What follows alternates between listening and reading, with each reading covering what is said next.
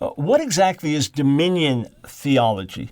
Well, it's understood in a couple of different ways, and in the first way, I categorically reject it. The second way, I differ with it. In Genesis chapter 1, God gives this commission at creation. God blessed Adam, speaking of Adam, representing Adam and Eve. God said to them, "Be fruitful and multiply and fill the earth and subdue it and have dominion over the fish of the sea and over the birds of the heavens and over every living thing that moves on the earth."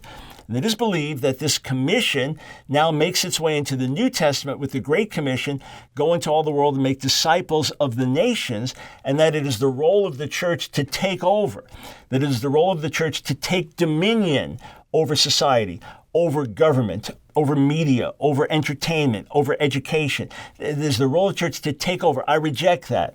I reject that theology. I do not find that in harmony with the preaching of the Bible or the teaching of the New Testament specifically.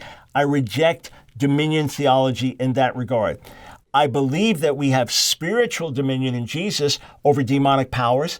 I believe in Jesus we have spiritual dominion over sin in our lives. But no, we do not take over the world. We usher in the return of Jesus through the preaching of the gospel, and he sets up his kingdom and rules and reigns. Now, there are others who are post-millennial, who have a different view, that they believe through the preaching of the gospel over a period of time that the world will then submit itself to the will of God and the whole world will become Christian. And then after that, Jesus returns. People like Jonathan Edwards and Charles Finney held to post-millennial theology. Jesus comes after the millennium.